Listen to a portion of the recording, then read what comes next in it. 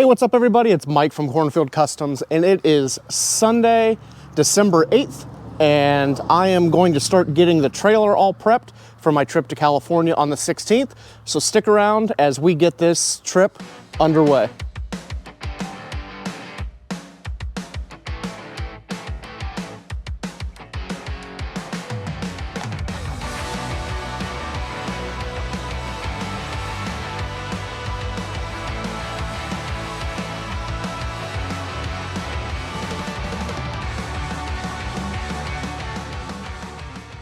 So first thing I need to do is get the truck hooked up to the trailer, get it pulled out. The batteries are probably pretty low on the house. And then I have to put 6 new tires on the trailer. Again, as much as I drive this thing, I think I've probably got 25 or 30,000 miles on these tires I put on almost 2 years ago. So I ordered 6 new tires. So I got to get this thing hooked up, dragged out of place, the inside cleaned up, stuff kind of put away. It's a disaster still from Bonneville. Batteries charged up, tires changed, and just ready to roll. And at this point, you're probably saying, well, why are you having to do all this stuff now when you're not leaving for another 8 days? Well, the problem is I'm just busy. So today's Sunday, I can actually work on it. And like during the week this week in the shop, I have to make a roof insert. I have to work on fenders. I've got some small parts that I have to get done before I leave for California. I've got some frame rails I have to bend that are going to California with me. Plus, Friday, Saturday, Sunday, I have a metal shaping class. So, pretty busy, and I want to get as much done now. That way I'm not scrambling at the last minute. I don't do well with last minute preparations. I think this thing needs to be done, packed, ready to roll out on Friday. That way Monday morning, bright and early, I can just wake up, drive to the shop, get in the truck and trailer, and get on the road. I'm not scrambling, not getting anything, not letting anything get out of hand or waiting to the last minute, because that's how you make mistakes and forget things, and then that could be really, really rough on a cross-country trip. So let me get the truck. We'll get it hooked up to the gooseneck, which is always fun doing it by myself. We'll do that, get the trailer pulled out, and kind of go from there. So stick around and check out the activities.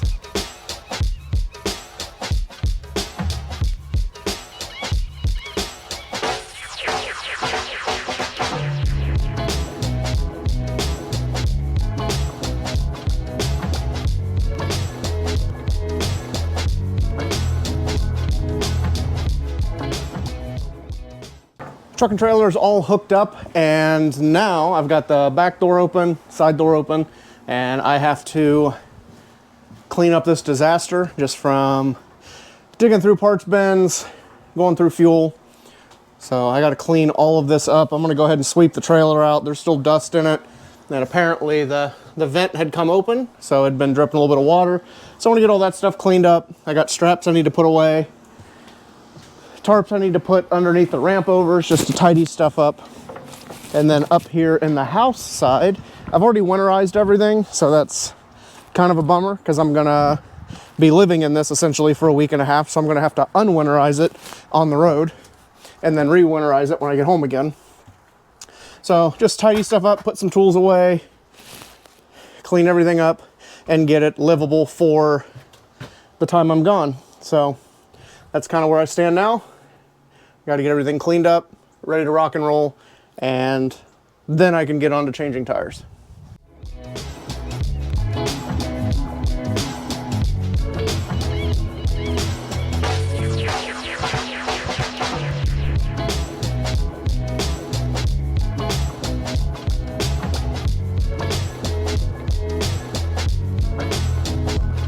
All cleaned up, the garage part, the house part. Everything's still winterized at this point. Like I said, I'm gonna have to de-winterize it on the road once everything warms up, because I don't wanna change everything out now and hit a cold snap in between here in California and burst some pipes. So once we hit some warmer weather, probably closer to California, I'll unwinterize everything.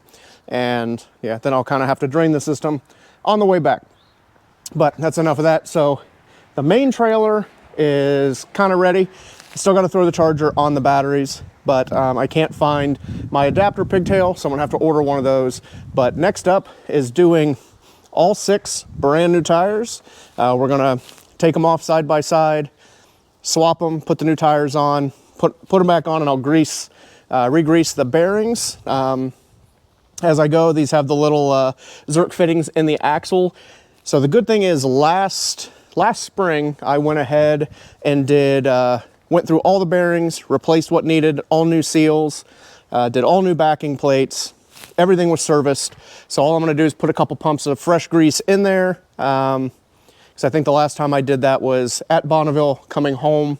So I'll just top off the grease with a little bit of fresh stuff, and we'll do the tires. And then I'll have to get the 2 spare tires out of the trailer, because some of the tires, like you can see, these don't look too bad, but there are some that are starting to wear pretty good. Like this one's getting worn down. So like this one I won't use as a spare.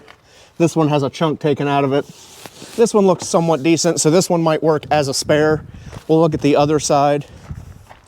And I found these tires on Amazon, but they're 14 ply square cut tires, like a big rig tire.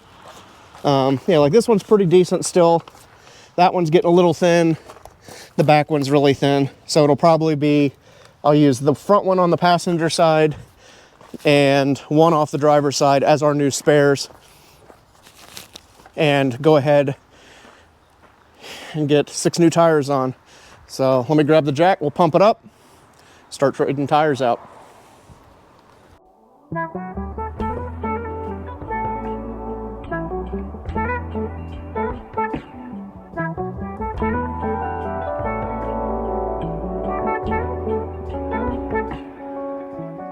So I'm really big on preventative maintenance, and it's, I was gonna jack it up and check the wheel bearings anyway, just for tightness, but since I had to do the tires, it kind of worked together. And it's always a good thing to check everything, especially before you go on a really long road trip. So just taking this off, there's a little bit of play here. Like I said, I put new bearings on it last year and they could have loosened up a little bit. Something could have happened. The other ones, they feel pretty good. I might just check them anyway for good measure. If I was just going down the street and back, I wouldn't check the other ones because they feel all right. But going on a 2,000+ mile road trip one way and then back, I would feel a lot safer checking this. So I'm gonna go ahead and pull the dust cap off, check the bearings, just make sure that there's nothing going on that's gonna cause me issues on the side of the road. So the bearings and everything look all right, but what the culprit is I hate these little flat washers. They got 2 little barbs that come off of them, and that's what locks on to your spindle nut. And apparently we lost both of those little tabs. So the axle nut was slowly backing out. And now I'm definitely going to check all 6 hubs while we do this, because I put all new tab washers on there last year, so things aren't made like they used to. Luckily I've got some spares, but it's got me thinking, and I want to check every one of them now. But this is a good reason why you always want to check your equipment before doing any major transportation, because this could have been a real bad afternoon on the side of the road. So let me find this new tab and we will get this put back together, check the other 2, get these tires on, and then we can go to the other side. All right, so this has me a little perplexed. So this one, the little tab was broken off, so it got me thinking about just checking all the other ones. And it's a really good thing I did. And I don't know what's going on, but there's the rear axle. Here's the center axle. The clip is broken the same way.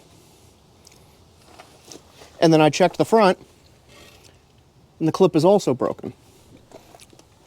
So I don't know what's going on with these clips. I've never liked this style of nut retainer on trailer axles. Cannot stand it. They came with the new bearing kit, and I bought an extra pack of them.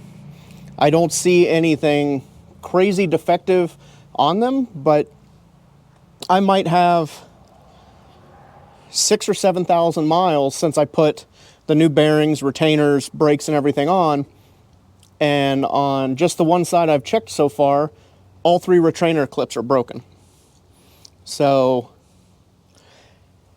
I guess I'm going to look online and see if I can find a different manufacturer of these retainer clips, because they shouldn't be breaking like this. Because, you know, it's the bearing, then you have the D washer, and then you put the retainer on it, and all the retainer does is keeps the nut from spinning.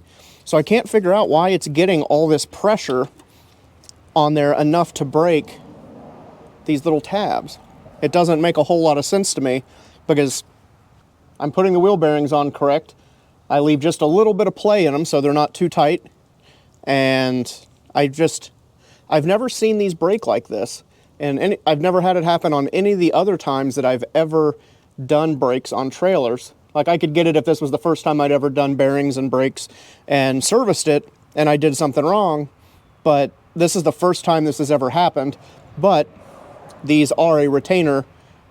Who knows where they came from? And there's even some funky stress cracks in here, so I don't know if it's, I don't know what could be causing it. Maybe it's the type of material they're using, the center line of the press brake that they're using to put the tab on there. I don't know. So I'm gonna do some research because I really don't want to have to worry about these bearings or the retaining nut coming off while I'm driving down the highway, and I don't want to have to check it every single day and swap them out. So I'm gonna do some digging on, see if I can find a better manufacturer, and hopefully that fixes the issue. But for now, I'm just gonna put the dust caps back on and put the wheels on because it might take me a few days to get the retainers. And I don't want to let it sit here with the dust caps off and the wheels off. So I'm going to go ahead and get that put back on, move on to the other side. Now I'm just super curious if the other side's broken as well. Yeah, I don't know.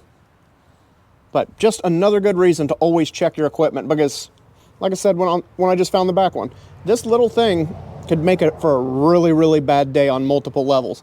And that's only if one wheel were to come off. Can you imagine if I had an issue where a couple of these dudes came off cruising down the highway? So preventative maintenance goes a long way. I know I already said that, but I think it's worth saying again. Always check your stuff.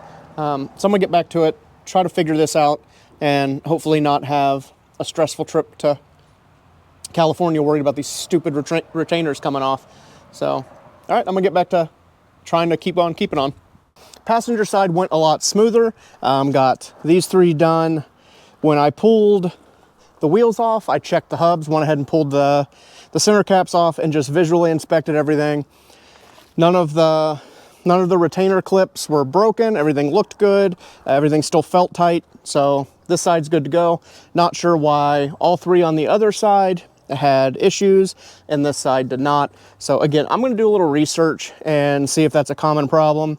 I don't know. We'll figure it out before I leave. If nothing else, I'll just put another set of new retainers on the other side and keep an eye on it.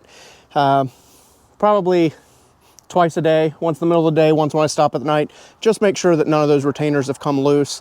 Went ahead, topped off all the air pressure once it was on the trailer. Got 90 pounds per tire. And I think tomorrow, just because it's getting later in the day here on Sunday, I think tomorrow I'm going to go ahead and I'll grease all the hubs, even though everything looked good while I had it off. So rather be safe than sorry. And then I'll probably pump a little grease in it in California before I head back home. So yep, 6 new tires on the outside, and then put 2 of our best tires off of these 6 as our spares. And then I also have 2 brand new tires inside that I haven't put on that will be spares in case anything happens on the trip. So that way I'm not constantly buying new tires. I try to do 8 tires when I order them, order 8 at a time, and that should last me hopefully 2 seasons. We'll see. But with as much as I drive, you never know.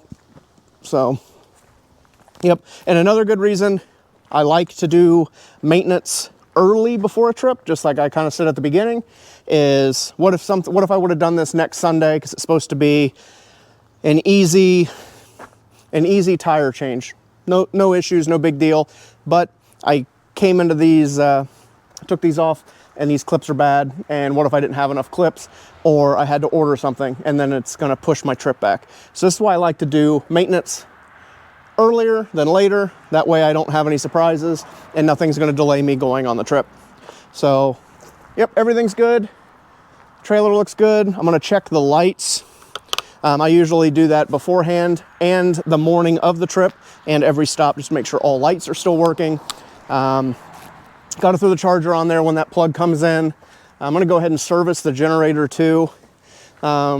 probably just fill it up with fresh gas. I did an oil change last spring, so we're probably all right on the oil change. Yeah, so I think everything is ready to roll. I checked all the tire pressure in the truck. Last week I had a fresh oil change done, topped off with DEF, fuel filters, and all new brakes put on it. So we should be ready to roll on this trip. I like to have everything ready, that way I'm not struggling on the side of the road somewhere. So hopefully this little bit of preventative maintenance, new tires, helps prevent that from happening. So that's about where we stand, and yeah, ready for this trip. Got to carry those gas cans in. I forgot they were sitting back here. But yeah, ready to roll. Out to California next week to get this machinery, and yeah, hopefully I'll have some good talking points in the rest of this video on my long boring trip. So we're officially on the road heading out west. I was going to do a little bit of a video this morning of getting the truck all ready, double checking the lights, getting everything going, but it was early, it was dark, it was rainy, so I figured I'd wait until sun came up a little bit, hopefully that the rain had stopped. But I'm about 3 hours into the trip and it's still raining off and on, so I figured I'd go ahead and do an update on the trip. So far everything's going smooth on the road. I had a little bit of a rough start earlier in the week getting everything ready to go before we hit the road. So earlier in this video you saw where I went through the bearings, got all that stuff fixed, put new tires on, got everything greased up. I was double checking everything, and then the trailer lights didn't work. So I had actually had brake lights, turn signals, hazards, but zero running lights. No amber lights, no running light tail lights. So I had to figure all of that out, and that was a big ordeal trying to figure it out.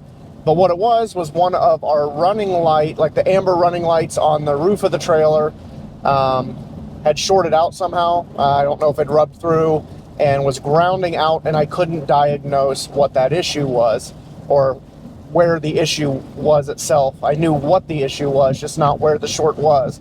The problem with it is the inside of the trailer is all finished. We have living quarters, all of that stuff, and all the wiring is hidden.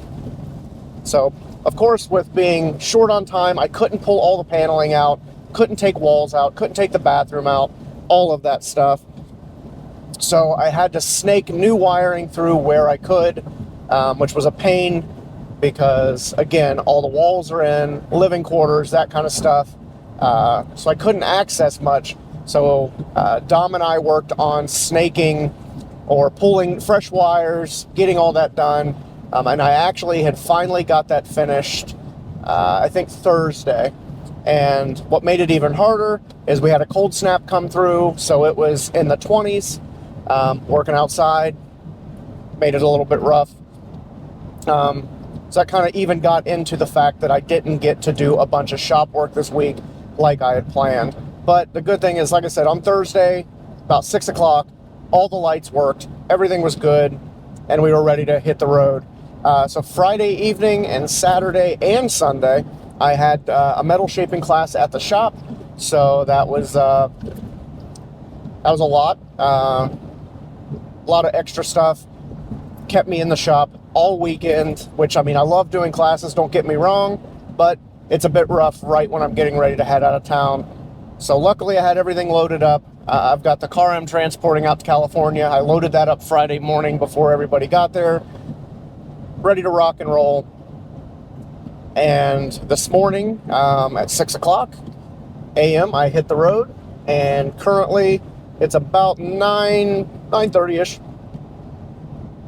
It's about 9:30ish, and we are west of Indianapolis. I think we're just now passing into Terre Haute, Indiana. Just now passing into Terre Haute, Indiana. About ready to stop for our first fuel stop. So once we stop, I'll show you my normal go-around. I'm very particular on how I check things and monitor things. A couple guys on, I don't know if it was on YouTube or Facebook or Instagram, but somebody had mentioned getting a cheap Amazon TPS setup for the trailer. So I went ahead and did that, and it's actually awesome.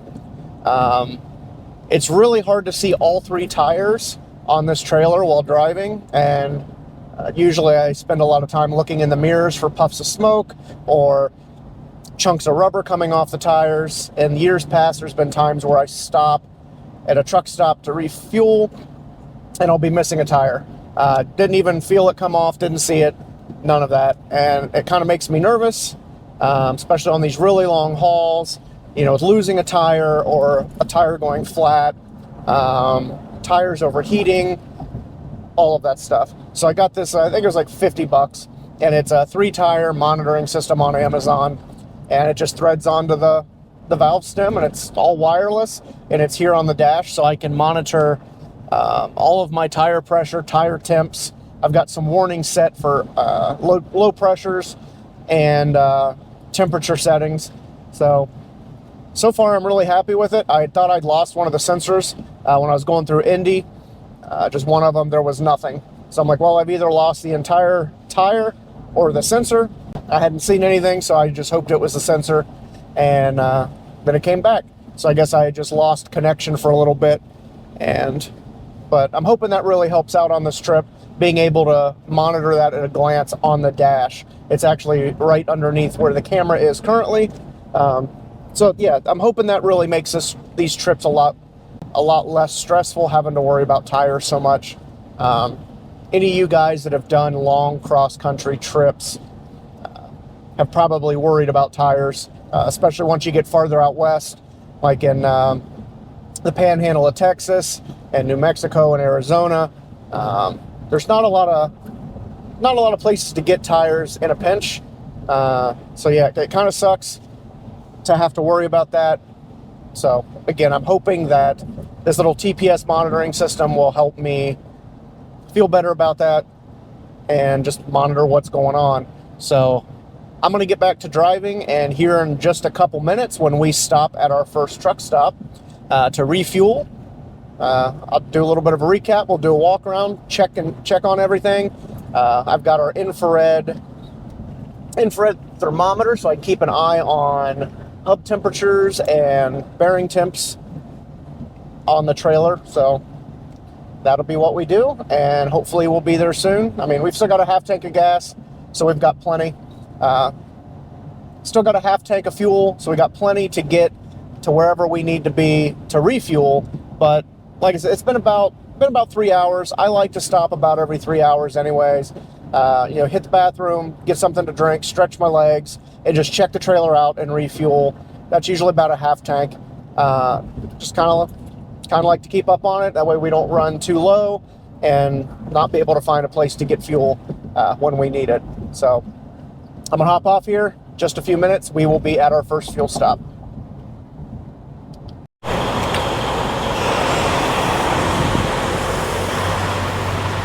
All right, so we're gonna come around while it's fueling up. Just kind of check how everything's looking. Everything looks all right. I've got our little infrared thermometer, but apparently the batteries are dead, and I grabbed the wrong batteries from the shop. So I'm gonna have to pick some up, and I'll just hit our key fob here, make sure all our lights are still good. Just gonna reach down, touch the hubs, make sure nothing's super hot. Everything feels good on this side. I'm gonna double check the other side here in a second, but I wanna come in, check on everything in the trailer, make sure nothing moved.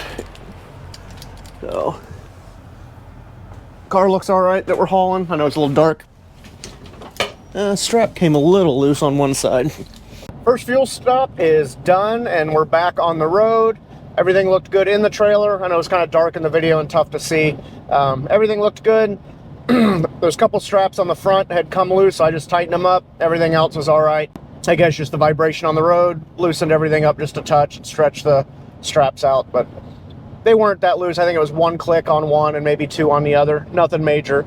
Topped off with fuel, topped off with DEF. Back to heading west. And next stop, I have to stop in Troy, Illinois. just at a truck stop there. It's right outside of St. Louis. Guy had ordered a pair of back half frame rails, and instead of shipping them, I'm passing right through his area. So we're gonna jump off the highway, I-70 at Troy, Illinois, hit that Travel America stop, drop off those rails, and then we're gonna be back on the road again. My goal for tonight is to hit Yukon, Oklahoma, which is just west of Oklahoma City. I have another drop off. I have a 3536 Ford roof insert that I'm going to meet up with a guy in that area. Whenever I go out west and I take the southern route, I always try to get to Yukon on the first day. Right there at the Yukon exit, they've got a bunch of truck stops, a bunch of restaurants. It's easy to get in and out of, and somehow I always find myself stopping at that location for the night. So that's kind of my goal for today. We'll see how things go.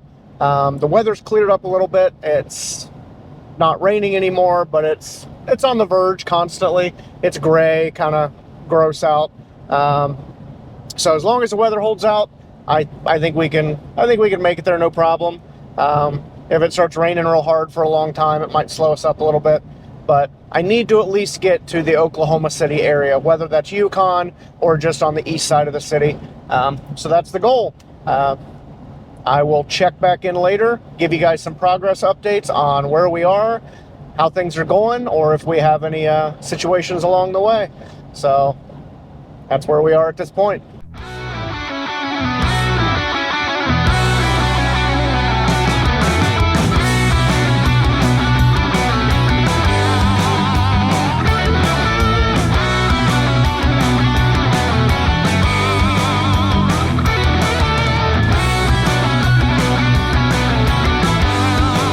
Still rolling along on the road. Let's see, we're in Oklahoma, so the drop off of the frame rails went smooth. I didn't film that because I didn't think you guys really care to see me just hand off a pair of frame rails out of the trailer, so I didn't film any of that stuff. We had our second fuel stop, so we were 2 fuel stops in. Let's see how many so far. We're 10 hours and 55 minutes into driving, and have gone 710 miles.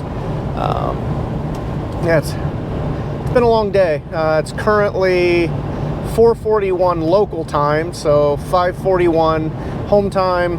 Sun's going down. I have, let's see, about 2.5 hours left to get to Yukon, Oklahoma tonight, which is my goal for landing tonight. So hopefully I can do that. I'm feeling pretty good. Don't feel super fatigued, don't feel too tired. Just tired of sitting around in the truck. I have a hard time sitting still, so I am struggling with that a little bit, but I guess that's the joys of a long road trip. But everything's been going smooth on the trip so far. Nothing out of line, and just rolling along. So once I stop for the night, I am going to give you guys a tour of the inside of the trailer for you guys that haven't seen it. It's nothing spectacular, but show you a little bit of what it's like to travel with the big race trailer. So once I get stopped here in a couple hours, we'll get fueled up tonight, get the generator running on the trailer, get some heat going. Hopefully it's not going to be too cold tonight in Yukon. Like right now it's 56 degrees. I'm guessing it's probably going to be in the mid to high 30s tonight. So definitely want the heater running. So we'll get that going. But yeah, when I stop here in a couple hours, I'll definitely show you guys around the trailer so you can see what it's like to travel on the road with me. And yeah, stick around and see how the rest of this trip goes. It's the end of day one, and we made it to Yukon, Oklahoma. So the day went really well. I'm here in the trailer, so I'll give you a quick tour for those that have never seen the race trailer and how it's set up. So here in the back is the garage, and this is the co-pilot bunk, and it just catches all when I don't have anybody riding with me. But usually we can take these moving blankets off, put an air mattress on there, and whoever's riding with me can sleep up above the race car. So yep, that's there. Got a fridge, toolbox, microwave sink, full-size bathroom. I still have it unwinterized, so I still have antifreeze everywhere. And then up here is the bedroom. So everything up here. Nothing super fancy, but it is great when I'm on the road because I can drive till I'm tired, pull off somewhere, and I have a nice, safe, and secure place to stay the night. So speaking of that, that's what I'm going to do. It's been a long day. It's been almost 1,000 miles, about 14 hours on the road. So I'm pretty much whooped, and I've got another long day tomorrow.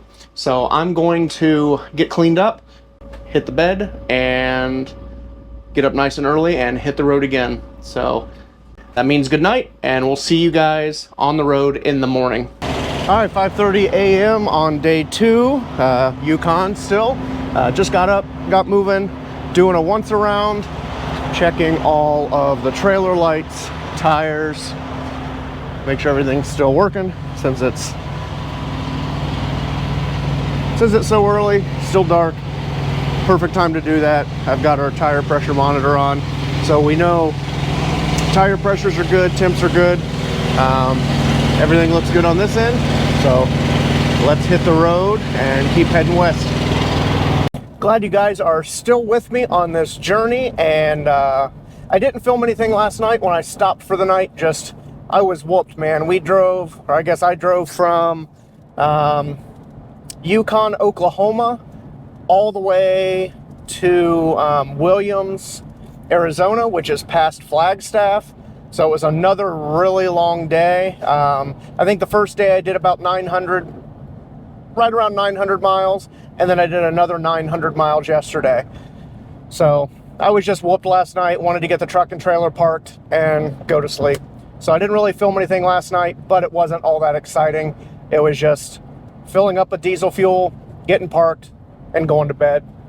And I didn't record a whole lot yesterday just because I don't want to spend a ton of time just babbling on about nothing except that I'm driving. But the good thing is right now we are at exit 1 in Arizona. So that means here in about a minute, I'm going to cross into California.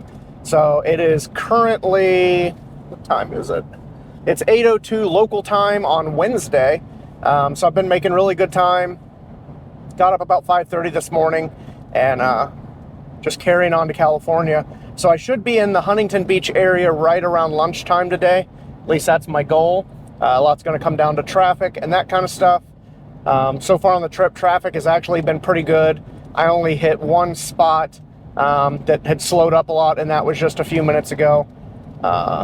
Just where they were doing some road construction and everything kind of was piled up. So far the trip's been pretty smooth. I'm excited to be in warmer weather so I can fill the trailer up with water. I can take a nice hot shower. Yeah, so here we are. We're crossing the Colorado River from Arizona into California. Yeah, so the next interesting thing that's going to happen, I have to come up to a check-in station where they just ask what I'm hauling. I've not had anything, I've never had any really good questions. I was talking to a guy that I kind of know, and he was saying when he moved to California, they asked if he had anything to declare. I've never had anyone ask if I had anything to declare. Usually they just say, hey, what do you got in the trailer? So that'll be coming up in a few miles. And then I've got, I think about 200 miles.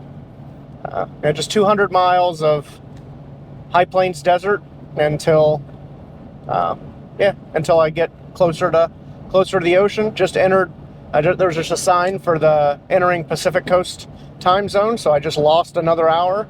So now it's currently 7 o'clock, which is it's like time traveling. So yeah, I'm gonna get back to driving. We're almost there, which is good.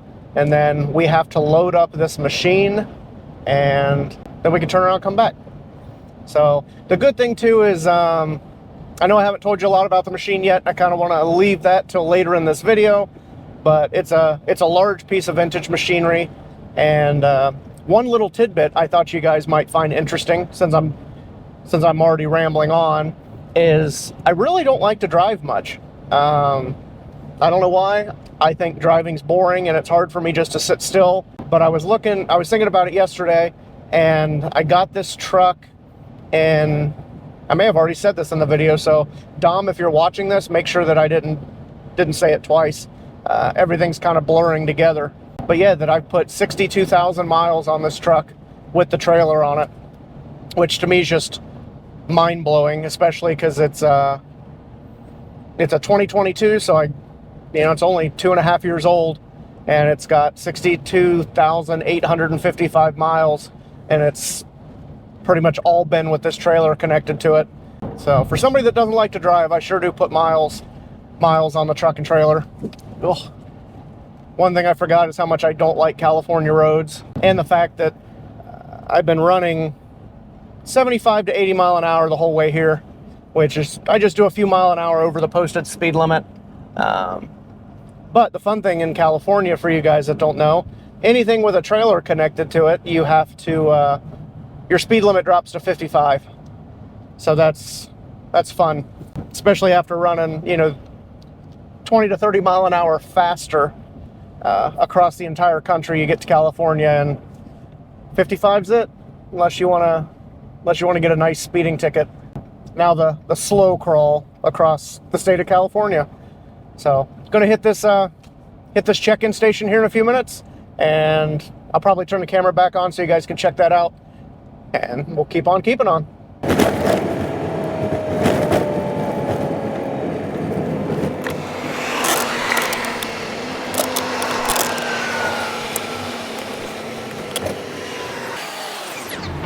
Ohio. What you got right there? It's a Subaru Outback car. Have a great day. Yep, thank you. Yep, so there was our little inspection, just asking where we're from, what we got in the trailer. I was hoping to have a little bit of a better camera angle, but right when I went to turn the camera back around, my little sticky mount broke off the dash. So kind of had to hold it in the cup holder, so I don't know how well you guys are going to be able to see. But yep, every time you cross into California, they stop you and ask you what you're hauling, just to make sure you're not bringing in any invasive species of shrubs or bugs or fruit that they don't want. So yep, time to get back to driving. We're all parked up in Huntington Beach. I got the truck unhooked from the trailer, so I've got some wheels today. Nothing exciting going on with picking up the machine today. I kind of needed a downtime day to kind of relax after the long drive. So unhooked the trailer, got all that set up, and then this way I can go out and get lunch, see some friends if I need to. I'm also going to head over to Stand 21 and probably get fit up for a new race suit. I want to get a new SFI 20 suit for this coming racing season, so I'm going to head over there. But today's kind of a free-for-all. I don't know how much I'm going to film today. Mainly I wanted to get when I get the machine loaded up, so we'll see how it goes and see what I get into today. All right, so we are here, and Tom Stewart's here. He comments on the YouTube stuff, and we're friends from Bonneville, so he's going to give me a hand with this little bit of a shit show. Heavy lifting. Yeah, so we'll head over and show you the machine, but it's like a 40s, maybe 50s, I don't know the exact vintage Urco power shrinker, so I've been keeping it kind of secret with what you guys are going to see. So I'll show you the machine, show you the game plan. Unfortunately, I was hoping we could get a tour and show you some of the stuff this shop does, but that's not allowed. So yeah, we'll head over to the machine, show you what we got going on, and go from there. All right, so there's the machine. And how tall are you, Tom? 6'1". Yeah, so Tom is 6'1", and it's about 6 feet tall. Yeah, about 6 foot tall. So it's a power shrinker, big flywheel in here, and it moves the upper tool up and down. Like right now, this looks like it's set up to stretch. So we got some tooling. But the kind of the game plan I've got, because this is super big, super heavy, it's about 4,000 pounds. And the trailer door opening isn't quite big enough. We're going to lay it down on its back. So I made a skid this morning. that's out of 4x4s, and we'll strap it to it and then lay it over on its back. So first thing, I got to get this little tray off. I'll grab some tools, we'll grab the skid and see what we can do.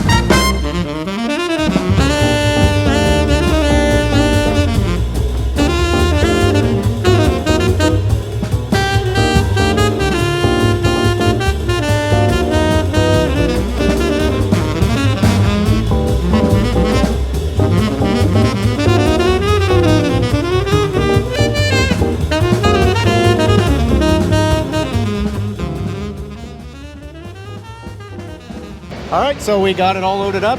It was not too bad. Not too bad. It was a little sketchy, but I mean, when you're moving 4,000 pound machinery around, everything's a little sketchy. So it's all in the trailer, strapped down, and then I get to figure out how to get it out and upright at home by myself. A crane. Yeah, a crane. Well, getting it out's going to be a challenge, but yeah, we'll see. Yeah. So we got a little bit of running to do. Not sure if we'll film much today. We're going to go over and bother Kiwi Steve, make him buy us lunch.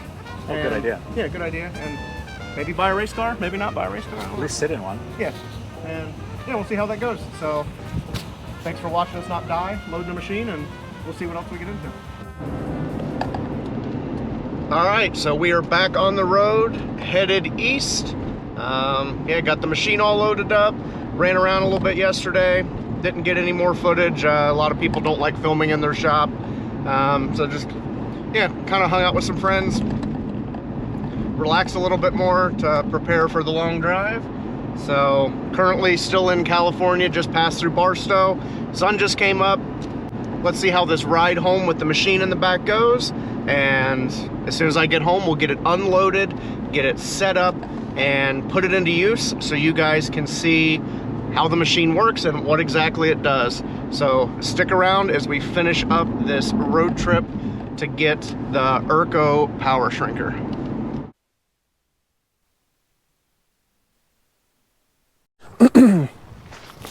All right, so we are back in Ohio and we're at the shop. I didn't film a whole lot on the way home because I figured you guys are getting really tired of just me driving and talking about driving and talking about the stops. So I figured I'd hold all of that till I got back. Nothing exciting happened. Everything was extremely uneventful, which is what we like. I think this was one of the most uneventful trips I've had driving across country. Very little weather. Tires did good, trailer did good, no issues. On the way home, I drove from California to Albuquerque, New Mexico on day one, then Albuquerque to Springfield, Missouri on the second day, and then today I drove from Springfield back to Ohio, and I was here about 2 o'clock. So it was pretty much the exact same time frame to and from California, 2.5 days. Like I said, everything was uneventful, and we're back at the shop. So now I get to work on getting this dude out and set up in the shop. So that's what I'm gonna kind of get to, is start unpacking a little bit, see if I can get this machine drug out and stood back up so I can get it in the shop. So hopefully I can get that done today before the sun goes down. Like I said, I just got back in town, so I'm gonna see what I can do, but let's see how it goes.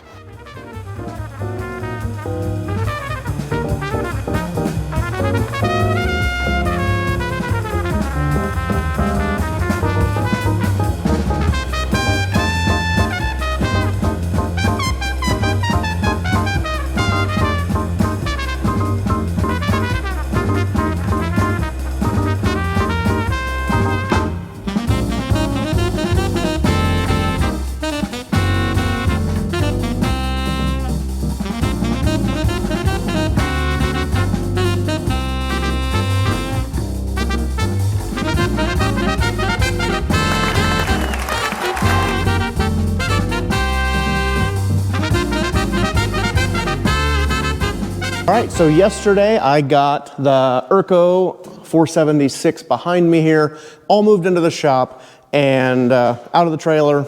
So now I can make room for it. So what we're gonna do is I'm gonna have to move the platform for the MH37 power hammer. I'm gonna move our sandbag tool, air planisher and stand, and this rubber mat. And I am gonna make the Urco live back here. So I'm gonna have to find a new home for the pantograph. I don't really use it a whole lot, and I made a little dolly so it sits on wheels, so it'll be easy to get out of here. But I'm gonna clean up this corner a little bit, and I think this is where I'm going to put the Urco. So as of now, that's the plan. I might get it back here and absolutely hate where it is, and then I'll have to figure something else out. But currently, that is my active plan. And some other stuff might have to get moved. I might have to move the Bailey kick shrinker over a little bit just to give myself more room. Again, I don't know because it's not in this corner yet. So that's gonna be first. Get some of this stuff moved out of the way. I'm hoping I don't have to unbolt the bead roller from the floor. If I do, I do. But get this corner kind of all cleaned out, make room, and then get the Urco moved over and set up in the new corner. And hopefully my VFD comes in today. It's pretty filthy, so I'm gonna run over it with some degreaser, get it all cleaned up. I'm gonna go ahead and like run some oil through it, get everything kind of cleaned up, lubricated, and ready to roll. And yeah, super pumped on this machine. I've wanted one for a while, so when I ran across this one, I had to have it. I'm also going to take off all of the electrical boxes just because we don't need a start and stop button, an on or off switch, and then a big input panel. Since I'm running it off of a VFD to go from 3-phase into single phase, or I guess backwards, it's gonna be 110 wall plug into the VFD and 3-phase out. So I can eliminate all of this, and I'm gonna run it off of a VFD phase converter, and I'll show you pretty much what I'm doing. I might hook in a foot pedal. I haven't decided yet. I have a foot pedal on the shelf that all I have to do is wire up, but this is the VFD that I'm gonna run, and it's I've got the Linux running on it. And like I said, it's a 110, so just straight 110, and it converts it to 3-phase, and this is running a 3 horsepower, I think it's a 3 horsepower, 3 horsepower, 3-phase motor. So it works really well on this, so I'm hoping it works really well on the Urco. So let me get you guys set up in a tripod, and I will start cleaning the corner out, getting ready to get this machine moved into its new home.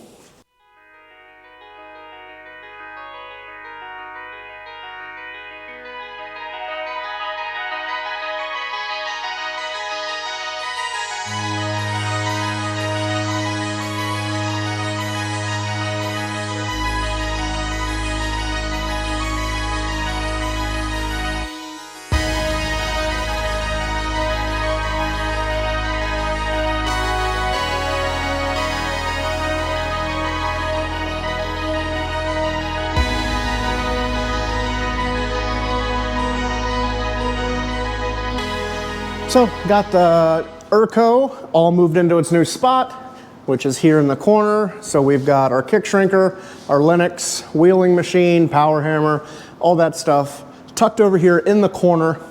I like to keep all of my metal shaping equipment together where I can. That way it just makes it a lot more efficient, and I can just kind of jump around machine to machine to machine. So it keeps it more efficient being all in the same area of the shop. So just while moving it into location, I kind of changed how I was going to do things. I was going to put a 110 to 3-phase converter like I showed you here on the Linux, but once I got it into place, I did a test on it, and I just plugged it into my rotophase. So there's my rotophase, there's the third leg, and I have this plug. So I just plugged it in to try it out, and I didn't realize it had a 2-speed setting on it, a high speed and a low speed, and since the cord was long enough and I didn't have to do anything, I figured why not just leave it 3-phase and I can run it off of the rotophase. Since the plug's right there, it works out. So I'm just gonna leave it 3-phase, not put the VFD on it. It's all good. So I wanted to show you just a couple of things here on it. So I went ahead, Cleaned everything up, wiped everything down with a good degreaser from our friends over at Super Clean. Sprayed it all, let it soak, wiped it off, and I came through and filled up all of our oilers, let some oil run through it for a while, filled it up again. So we've got our oiler over there, here, here, and here. So topped off all of that stuff. And then I took our faceplate off here, just sprayed some oil inside here, because this is our height adjustment. So as I turn this handle here, it's got a wedge inside, and it raises and lowers our lower tool to give us our height adjustment so we can tighten up the amount of shrink or stretch we're gonna get. So the first thing I'm gonna do is I'm gonna fire this thing up and just let you see it, see how it works, and then I'll do a test piece. The test piece isn't gonna be anything important. It's just gonna show you how quick it shrinks. Before I do that, since we're talking about shrinking, it is set up to shrink right now. So if I wanted to make it stretch, I have to loosen this bolt here, and I'll take these 2 pins out there, and I can take the bottom tool off, and then the top tool will drop out after that bolt's loosened. So it's not super fast, but not super slow either. But that's how you change the tooling out from shrink to stretch. I think I'm gonna use it mostly for shrinking, so I'll leave it set up for shrink, but easy enough to change out if I need to. So let me turn everything on, and I'll let you see how it runs, and then I'll do a test piece shrinking on aluminum. So we fire up our phase converter, and we open up our 3-phase converter sub panel, turn our main on, then we turn power on to the plug. So over here at the machine, like right now, everything's dead. So this would be high speed, off, low speed.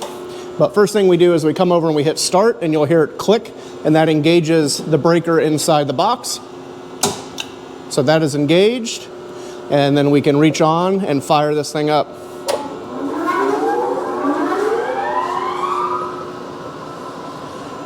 So there you can see that it's that's high speed. Let me turn it off, let it spool down, and I'll turn it on low speed so you can see the difference between a high speed and a low speed. And while that's slowing down, there's the tag, which I'm super big onto old tags. So it's a model 476, serial number 374. And I mean, it's got a little damage in the paint and stuff, but I mean, this thing's probably from the 40s, so it looks good for as old as it is. So everything's slowed down. So now we'll kick it into low speed. And that is our low speed setting. So you can see that compared to our high speed setting. So let me throw the camera on a tripod. That way I can show you a test piece and how quick this thing will shrink. All right, so what I've got is just a piece of 16 gauge 3003 H14 aluminum, just out of the scrap bin. So it's nothing fancy. So I'll go ahead and I'm just gonna turn it on high speed. So we'll bring this in. We're gonna have to adjust this up a little bit since we had lowered it down. Let's see a little bit more.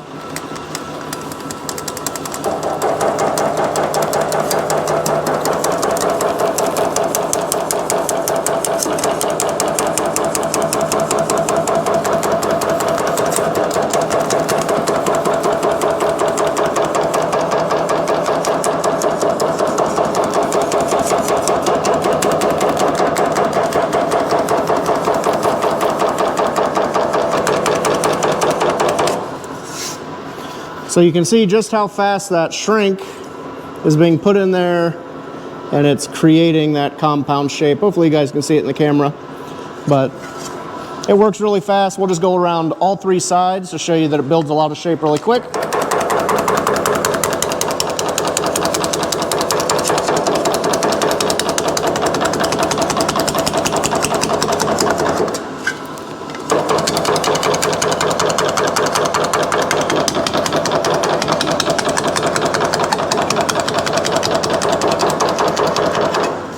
There you can see that it's put a fair amount of shape in there in no time. Granted, this isn't a real part. It doesn't have to fit anything, so it's not really showing a lot other than how fast it shrinks. You know, to get this to fit something would be a lot more in depth. We're not over here making panels in 30, 40 seconds. That's just not how it works. But I wanted to show you just how quick it does shrink. What I'll do is I'll turn it off, and I'll grab a fresh sheet and then we'll put it in low speed and I'll show you the difference in shape speed, high speed versus low. So I moved the camera over so you can get a little bit of a different view. So I'm gonna kick the machine on, and again, we're gonna run low speed this time. So there's slow speed. We got a fresh sheet of aluminum here, and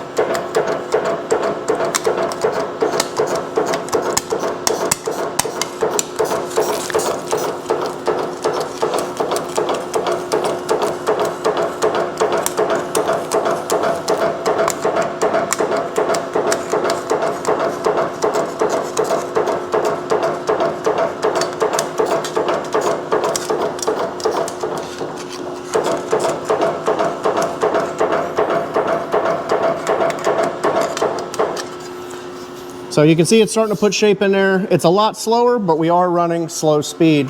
So that's kind of how it works. And yeah, I'm really excited to get this thing put into use. All right, so that wraps up the adventure of driving from Cincinnati to Irvine, California to pick up the Urco 476 power shrinker. Hopefully you guys enjoyed watching it. I enjoyed going and getting it and recording for you guys so you could check out everything that was going on with it. So drop down in the comment section, let me know what you guys think. If you hated it, I'm sorry, but let me know so we can improve on our videos in the future. So again, thank you guys so much for checking out this video. Make sure to check out many of our others on this channel, as well as on our sister channel. So again, thank you guys so much for checking it out. Stick around as I put this machine into use, and we will catch you guys on the next one.